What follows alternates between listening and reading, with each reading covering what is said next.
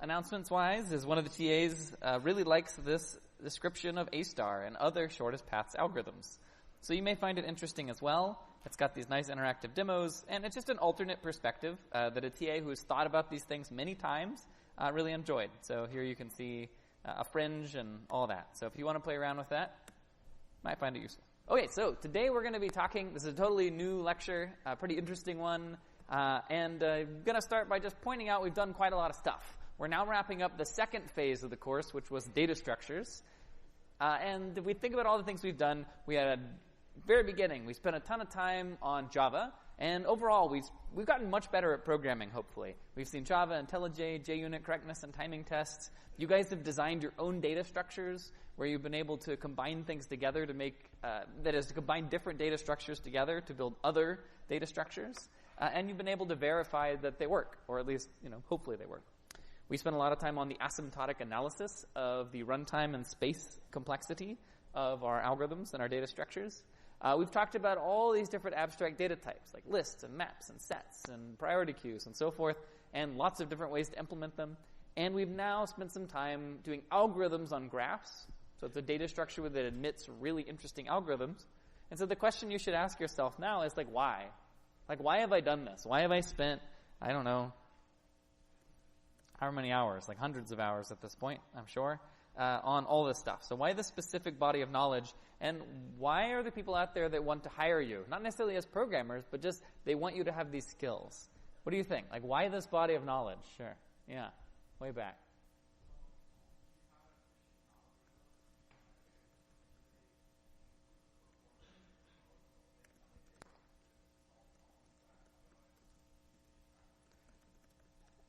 All right, that are otherwise intractable.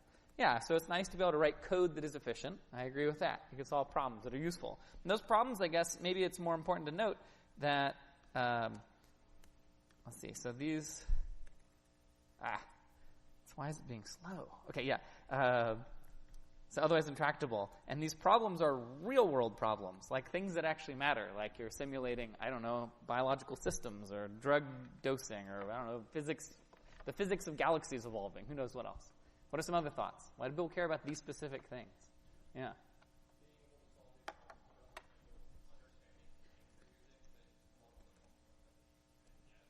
It shows an understanding of the language you're using? Got it. Shows an understanding of how computers work. That is, it's a shibboleth, so to speak, of someone who understands computers. I'll let you look up what that word means later.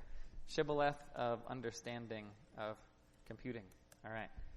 That is, if someone knows that you know what a hash table is or how they work, that implies you know what you're talking about. Any other thoughts? Yeah. For fun? Okay, yeah, it's pretty fun, I guess, for many of us. It varies person to person. There's a lot of mathematical richness, like these algorithms problems lately. Yeah.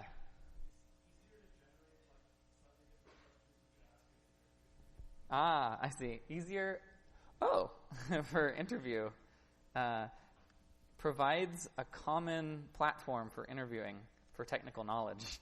That's an interesting thought. So everybody teaches this stuff, so all the companies know that you kind of know it. So then they have this as a basis to work on. And I think this is actually reflective of a more important point, which is that the tools, basically you now have a huge tool set you can use to solve problems, right? I mean, it's all kind of the same as what we saw earlier.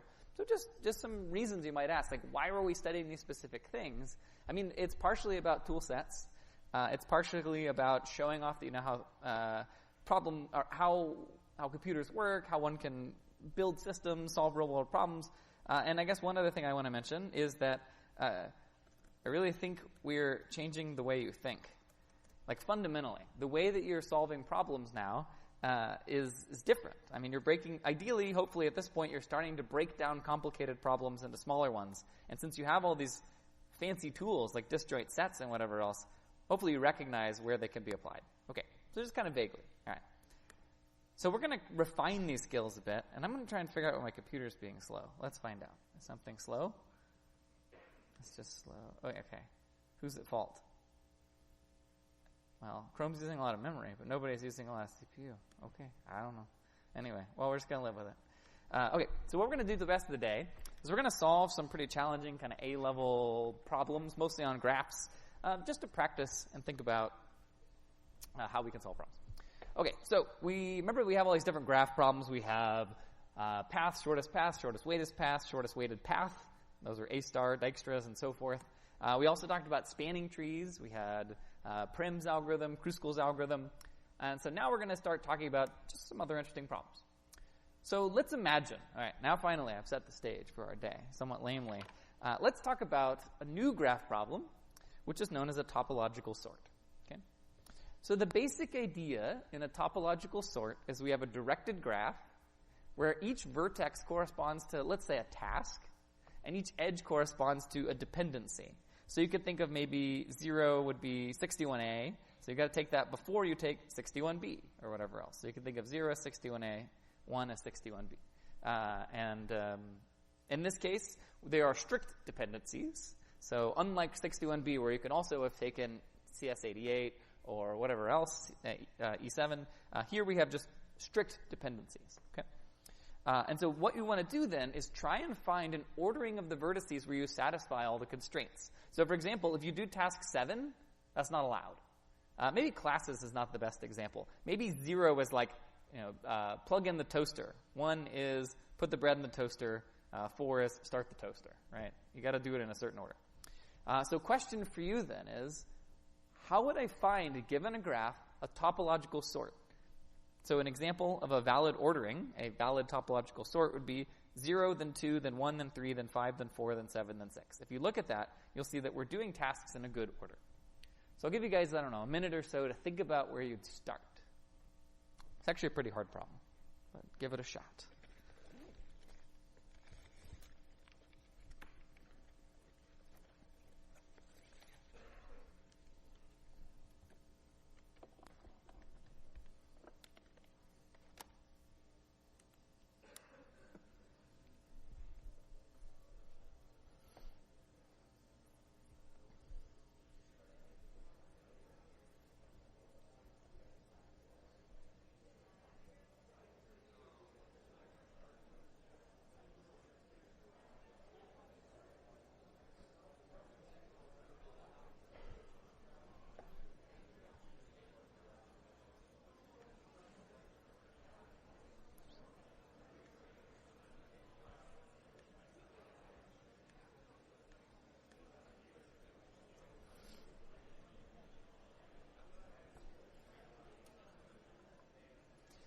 All right, I'll solicit some suggestions. Anybody have some thoughts about how you would approach this problem? Anybody I haven't talked to yet? Yeah.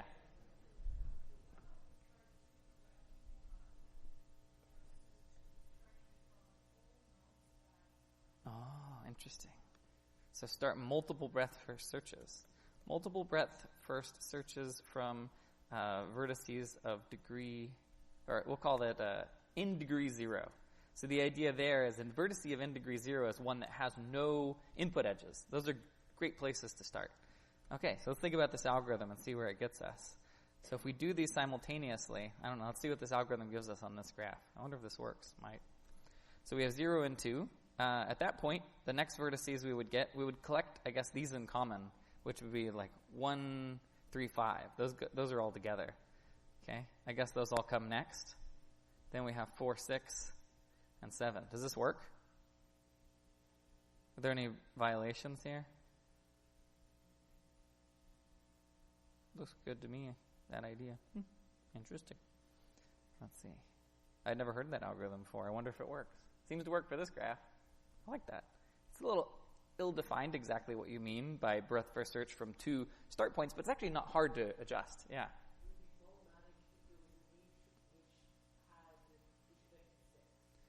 From 3 to 6, for example? From 8 to 6. Okay. Got it. Aha. Good. Okay. Cool. I did not spot that. Okay. So here's a counterexample. I like your algorithm. It's a cool start. And that's, again, how these problems are solved. You start with an algorithm that doesn't work. Whenever you look at people who are doing research, they're not just zeroing in on the correct answer. They're trying something, finding a counterexample.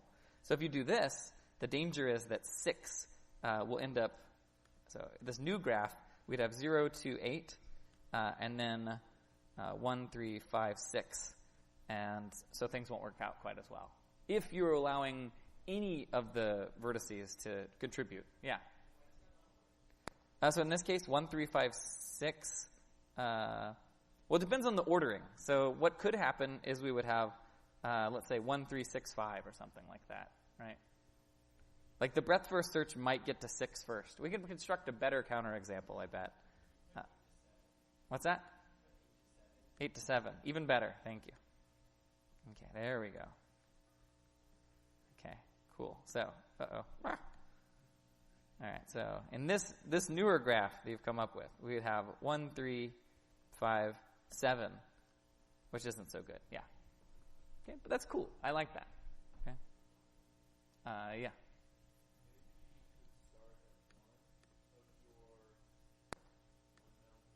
Mm-hmm. Yeah, okay, so start one of these guys, okay? So start at 2, let's say.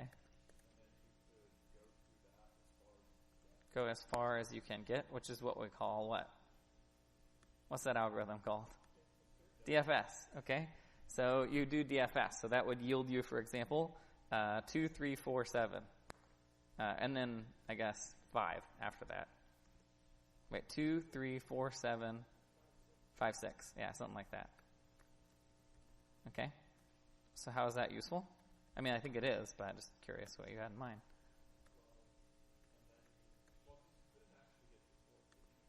2, 3, 4, 7. Oh, well, if you're just running DFS, though, you'll hit 4.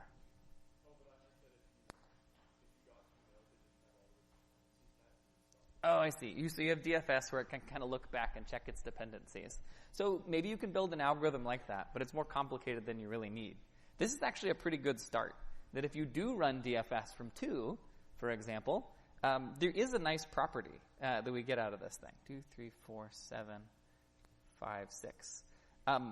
So what I'll note is that the vertices that come later in this list, you could think about them as the things that you would ideally want to do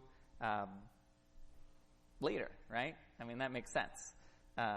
So there is something here. So I'm actually just going to spoil it. I mean, it's hard to get to the algorithm from scratch. I haven't found a good way to do it. So I'm going to spoil it, and we'll see and get an intuition for how this works. Okay, so I'm just pointing out this is a pretty hard problem to solve. We tried a couple approaches.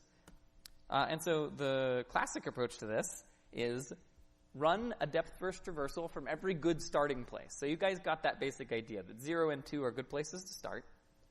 And what I'm going to do is I'm actually going to do an entire depth-first search from, say, 2.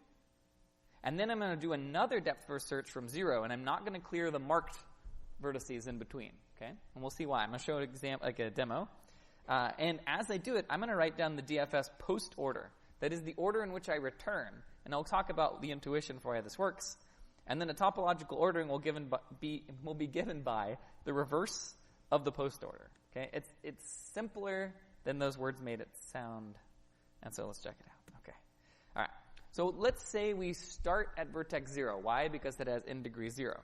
And it could have been 2, but I decided to pick 0 arbitrarily. So the next vertex I'd go to is what? 1. Good. Okay, so we go to 1. Where do we go next? 4. Great. Where do we go next? 7. Okay, we're done with 7. So I'm going to write that down in my post order. Okay. Now I keep going. So we go back to 4 because we're returning. At that point, I'm done with 4. When I go back to 1, will I be done with it? When I go back to 1, I will be done with 1. Yeah. So we have 7, 4, and 1 are our DFS post order. All right, when we get to 0, are we done? No, we got to go to 3. Okay, we go to 3, and so 3 ends up in our post order. Now we're not done yet because we haven't thought about vertices 2, 5, and 6 yet. So what did I say we're going to do? We're going to run another DFS starting from 2, and we're going to leave all of these vertices marked. Okay. So let's start at 2. All right. Oh, actually, sorry. We're done with 0 now. So let's start another DFS from 2.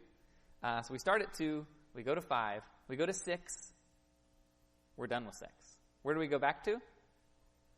5, and we're done with 5. We go back to 2, and we're done with 2. And it turns out that a valid topological ordering, so this list that we are building, this 7413065 we just flip that around. And we end up with a valid ordering in which we can do our tasks. Is there any questions before I talk about intuitively why this works? Yeah. So it's a good topological ordering in the sense that if we do task 2, then 5, then 6, that's fine, right? If we then do task 0, okay, that's another good one to do. We can do 3 next because we've satisfied both of our constraints. Then 1, then 4, then 7. Yeah. So it's valid. Yeah. What if you had a cycle? Okay. So that's an interesting question. Let's say I had a cycle, so I have an edge that goes back from 7 to 0. So how would we fix this? Or what can we observe about this? So this algorithm fails if you have a cycle. But it's also impossible to find a good ordering. So if you have to take 61A before 61B, and 61B before 61C, and 61C before 61A, you will not graduate. That's just how it goes. So it doesn't exist. There is no such thing as a topological sort if you have cycles. So then intuitively why this works is that as we're running DFS, the idea is that when we finish a DFS, that's, if we look at the ordering in which things got, actually you can see right here. 7 is the first vertex that finished. And just intuitively, it's a thing that should happen later. So just vague, and this is very vague, but if you do exam prep next week, well, you'll do a proof of this.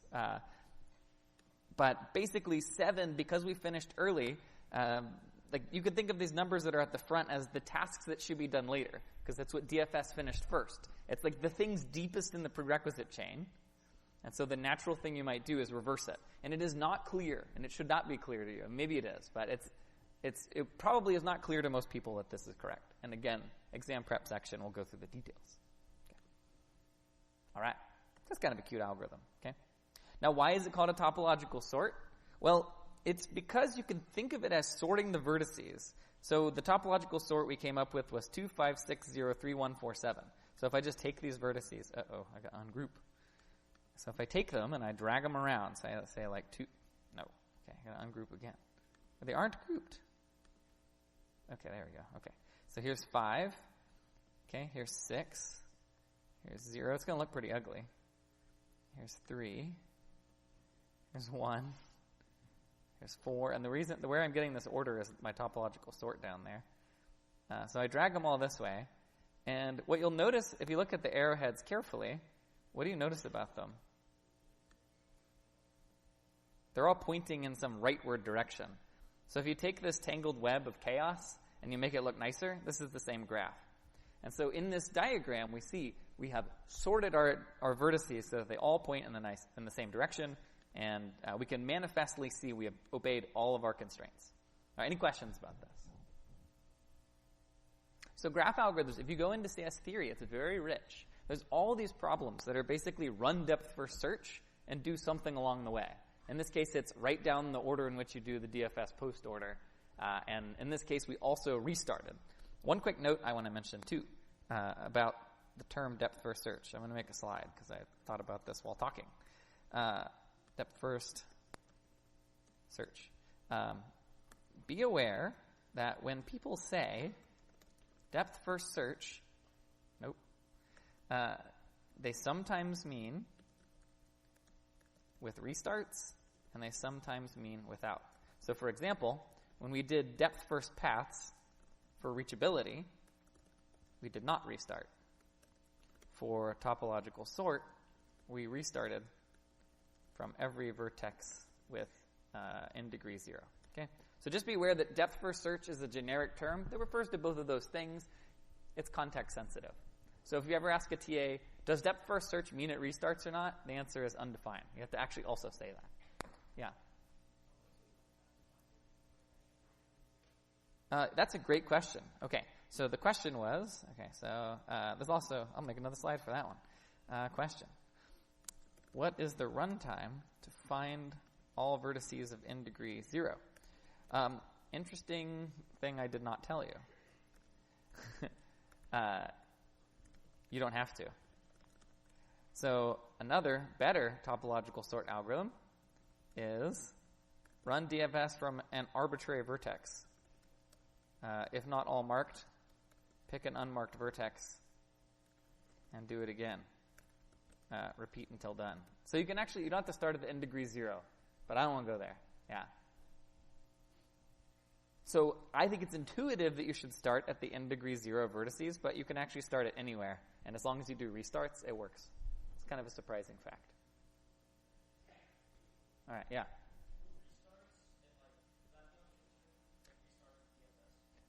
Well, I could say run depth first search, and then give the DFS post order of this graph, and if you hit a dead end, restart somewhere else. That would seem fine. But I would have to explain that. Yeah. All right. Great. So that's topological sorting. Okay, so what I'd like you to do is, given this graph, tell me what a good topological sort would be. You do not need to use that algorithm I just told you. But I want you to see if you can come up with one. And this will be important because we're going to solve another graph problem in a minute.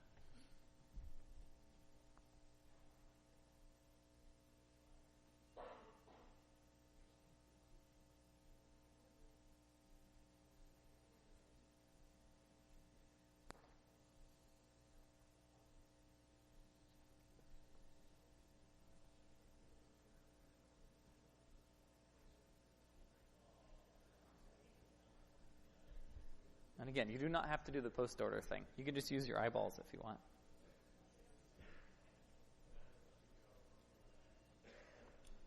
In fact, it's easier not to use the algorithm we just described.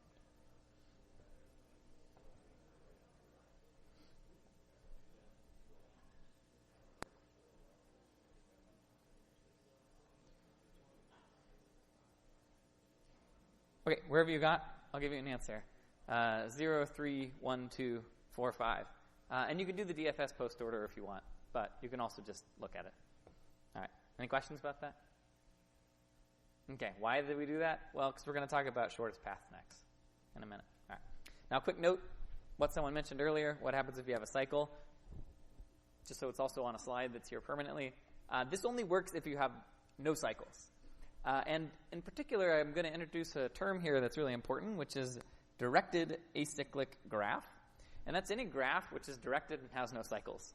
It's a very special class of graph, and it turns out there are tons of algorithms out there that only work on DAGs, and this is one of them. Okay. All right. So we solved one graph problem. Let's do some more. So let's talk about shortest paths on directed acyclic graphs. So I'd like you just to, let your brain do something that's not listen to me again. Try and figure out what is the shortest paths tree for this graph, and extra bonus question, in what order does Dijkstra's algorithm visit the vertices? Just try and figure out what the shortest paths tree is. Just using S as the source.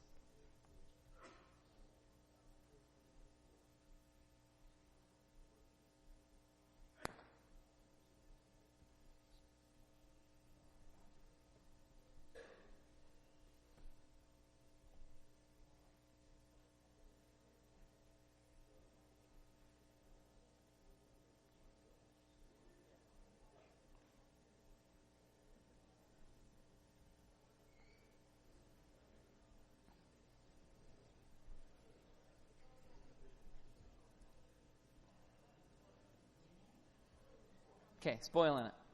All right, so that's the shortest paths tree.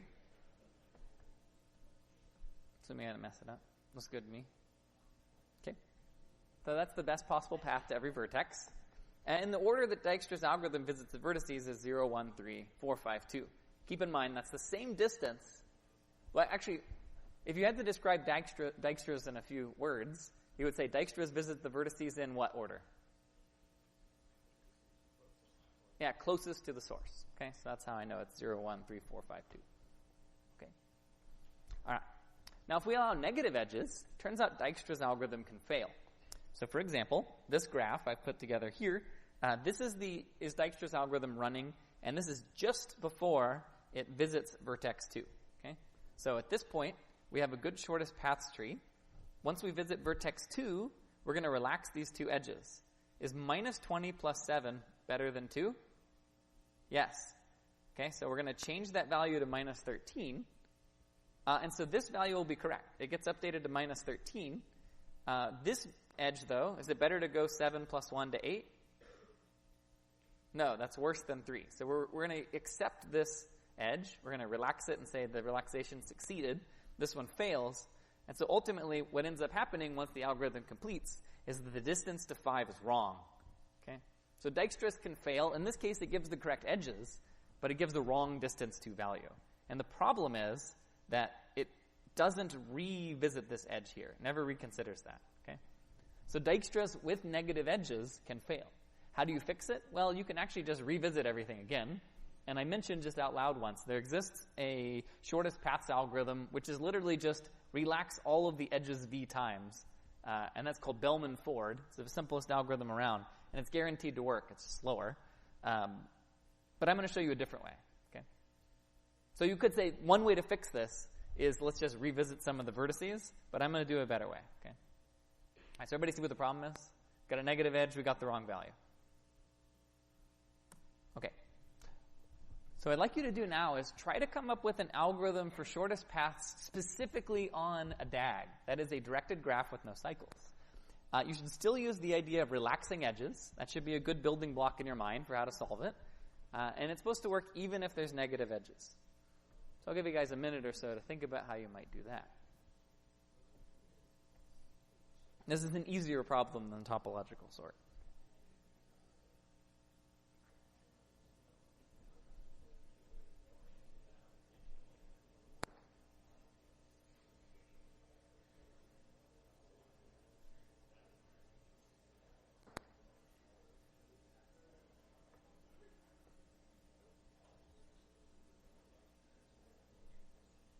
Okay, what do you think? What can you do?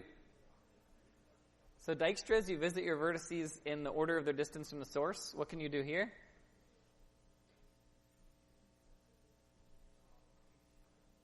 Any ideas? So it's a directed acyclic graph. Magnitude. Nope, don't like that. Value. Nope, don't like it. I'll give you guys a hint. Yeah. Visit them in topological order.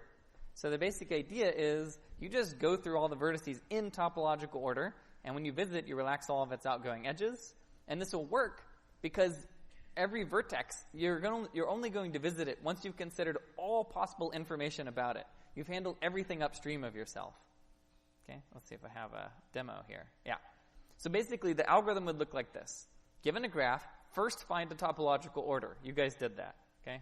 Turns out that's v plus e to do all those depth first searches. Next, we just relax all the edges. This will look pretty much like Dijkstra's, but this is just to prove to you that this works. Okay, so let's try it out. So this is like Dijkstra's. It's just that we're going to relax the edges. Instead of having a fringe, which is ordered based on distance from the source, we have a fringe which is just the topological order. Otherwise, it's exactly the same. So we start at 0. Okay, is 1 better than infinity? Yep, so is that. Those are both better. Okay, which vertex comes next? 3. Why? Because that's the next in the topological order. Okay? Which of these two, is 2 better than 1? No. Is 2 better than infinity? Yes. Okay? Now at this point, actually, I'm going to wait before I say why it works. Next vertex to come off is what? 1. We're just going in order. All right. So what's this value going to be? 7. Okay, good. All right. Now we consider the negative edge.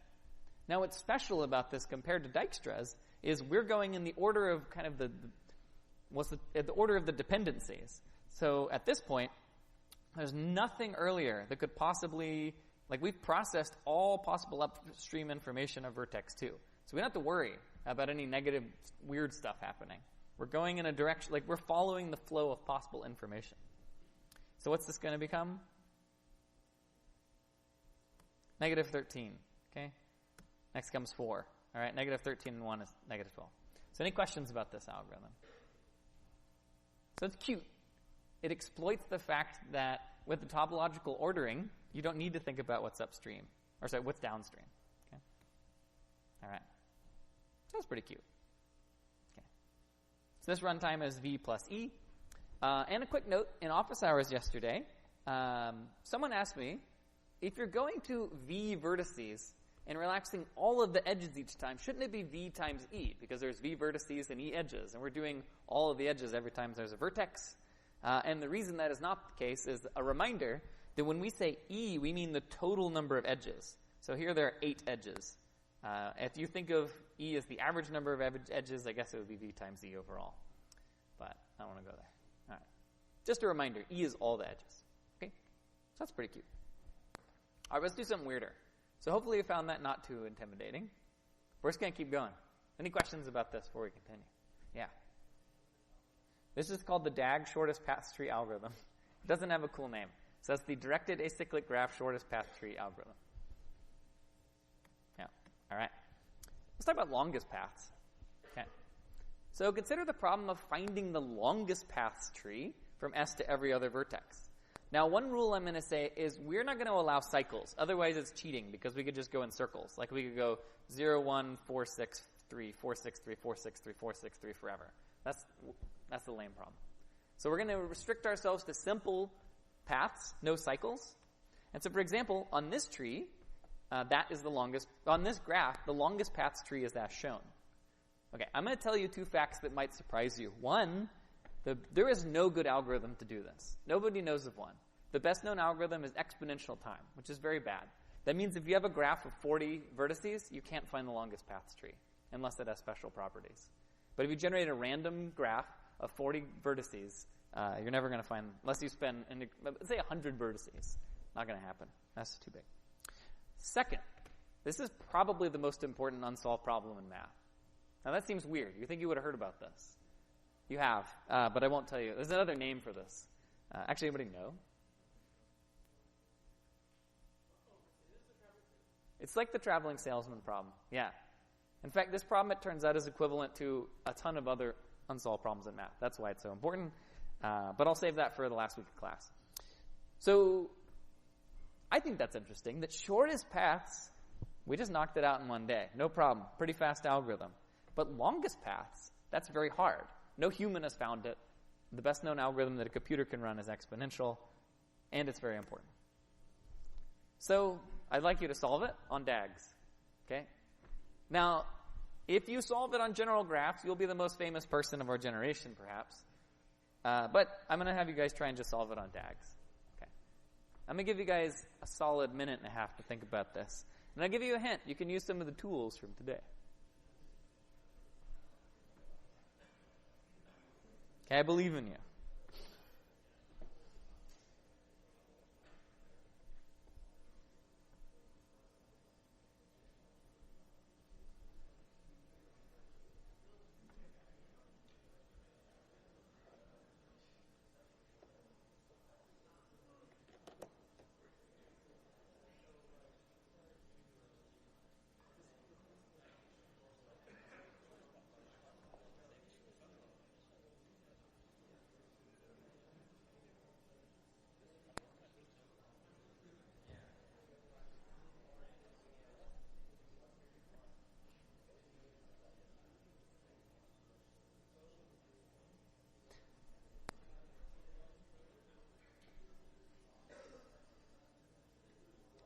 All right, does anybody see the trick?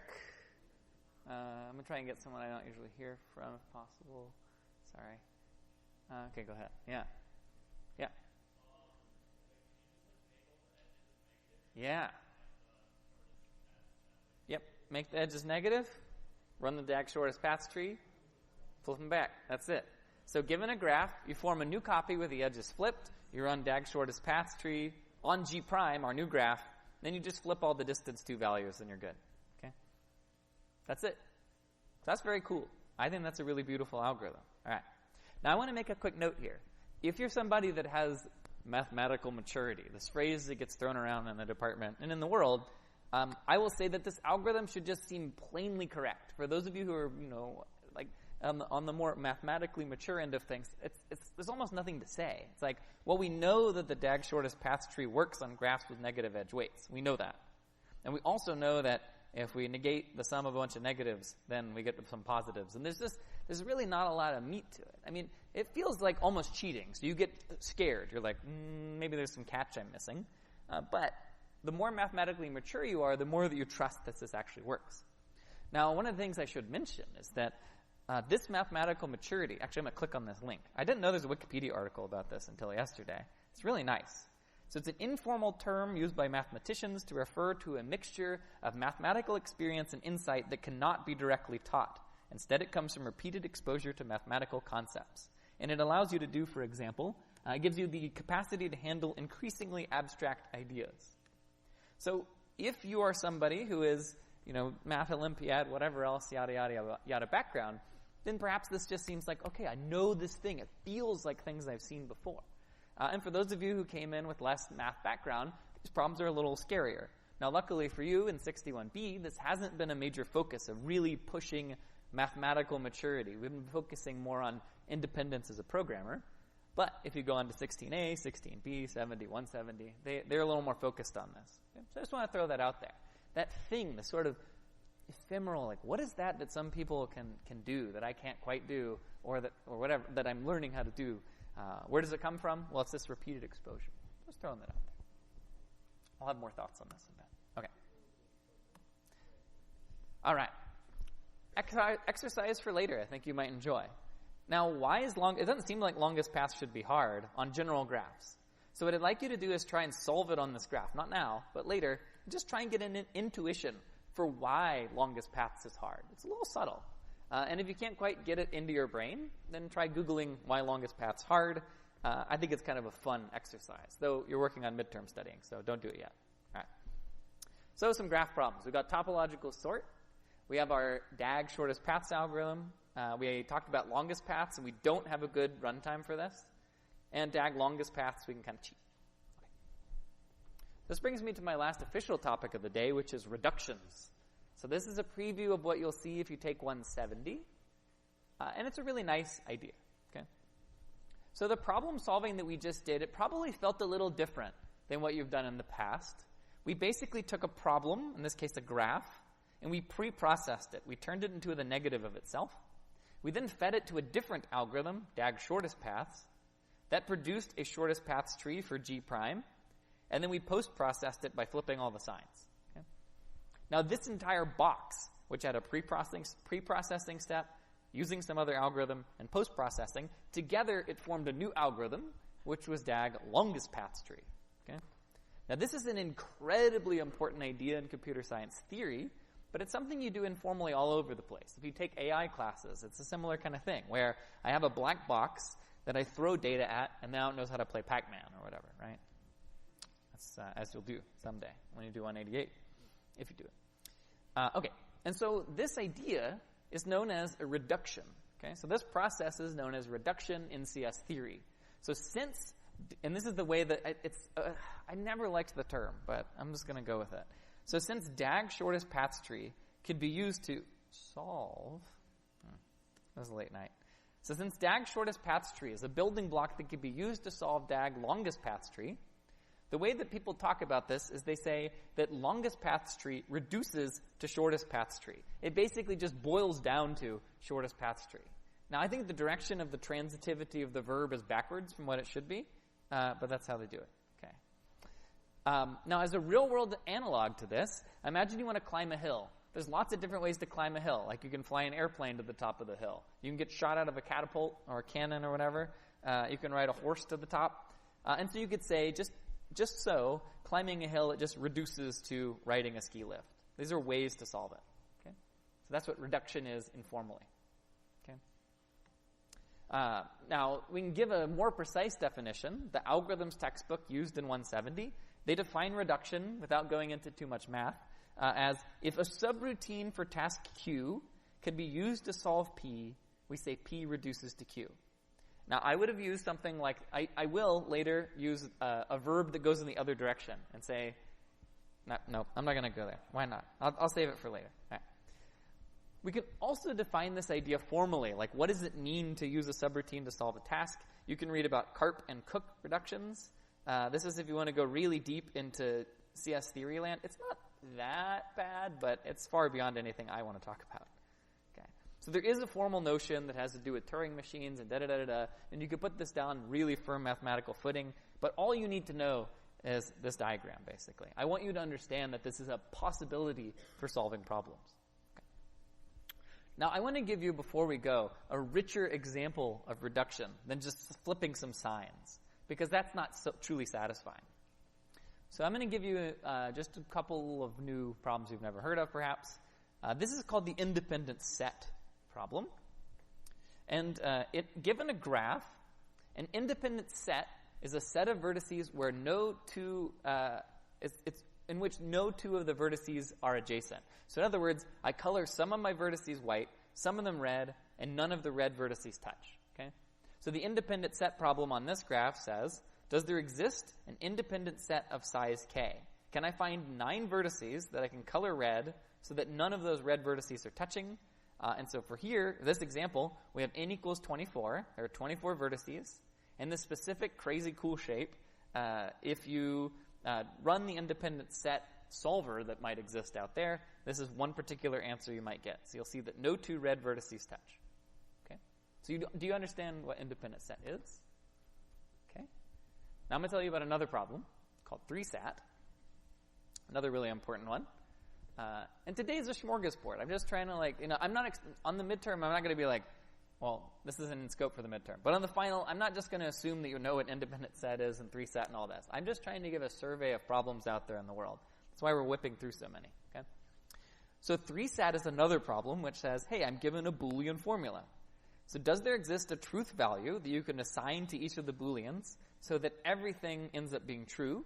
And 3-SAT refers to the fact that that the equation is always going to be 3 variable OR statements. So x1 or x2 or not x3. And I'm going to AND a bunch of those. These are known as disjunctive constraints.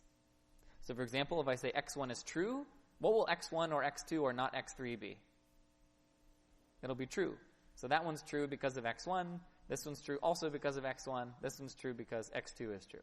So there's many possible ways to satisfy this equation. Okay. Why am I telling you about these problems?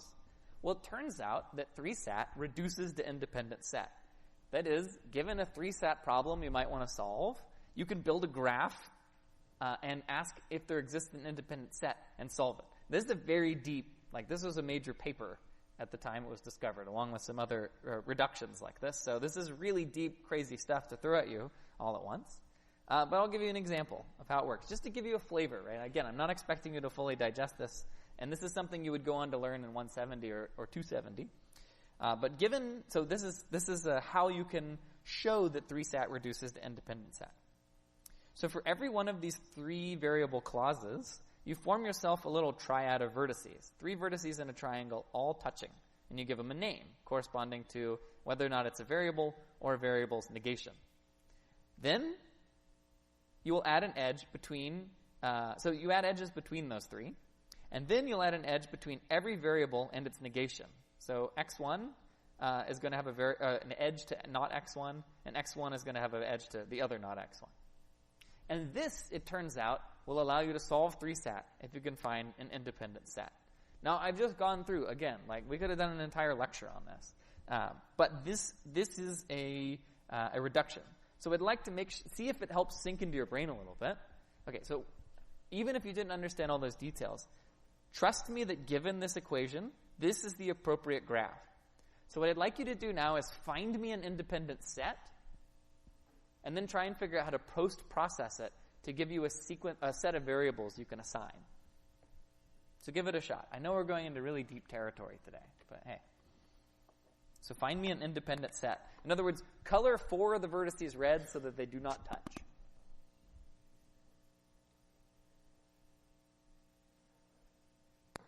And then try and figure out a solution to the 3-SAT problem out of that.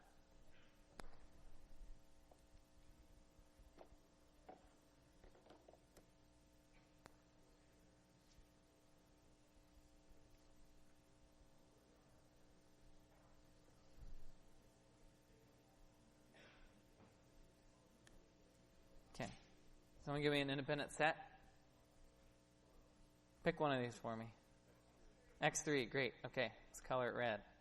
Okay, give me another one. I want something out of here. X2. Now you notice I need to pick one in each. I can't never pick X4 or not X1, right? Because I already picked something from the triangle. How about here? X3, that seems good to me. Okay, and one more. X4. Okay, well, I'll do X4, sure. All right, so now I have found an independent set.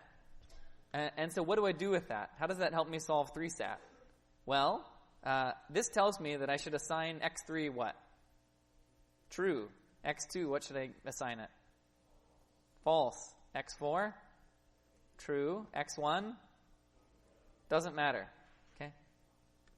You can pick whichever one you want. So I've come up with two possible solutions here. Okay? Now this is pretty deep. Okay?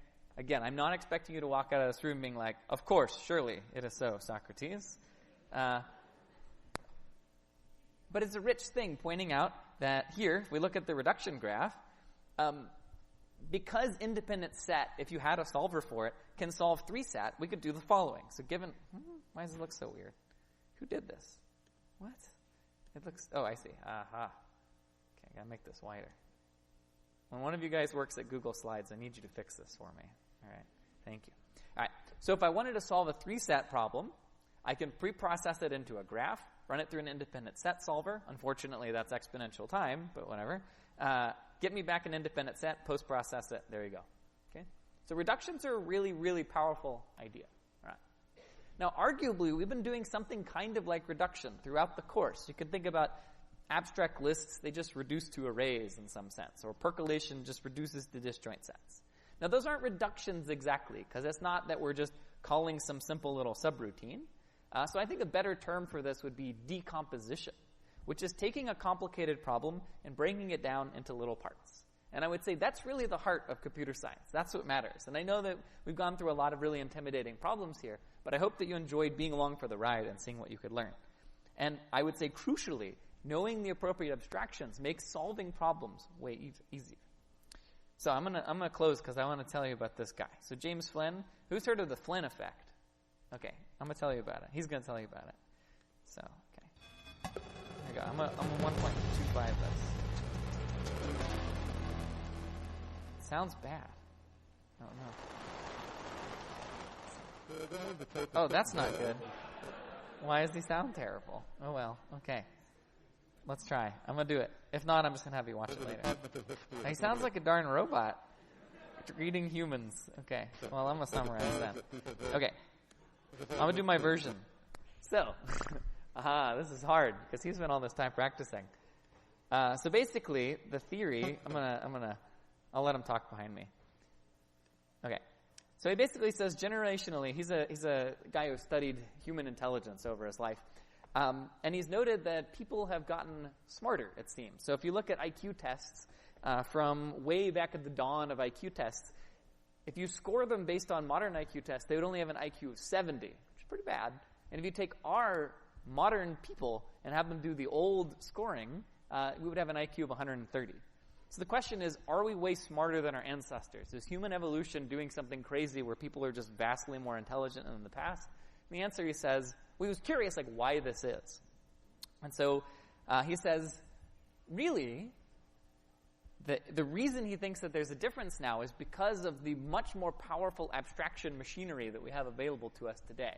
And he gives an example, which is that if you were to study how many bullets are in a target at a shooting range, and you tried to compare what it looked like in 1850 versus 1950 or something, you would see a dramatic change. And it's not because of the fact that people are better at firing guns, but because guns themselves change. And he argues that the abstractions we built up in modern industrial society are very similar. And in particular, he cites the ability to engage, for example, hypotheticals and abstractly reason about things as the key reason why we can just decimate our ancestors at these abstract reasoning problems. And that's part of what we're trying to get you guys to be able to do.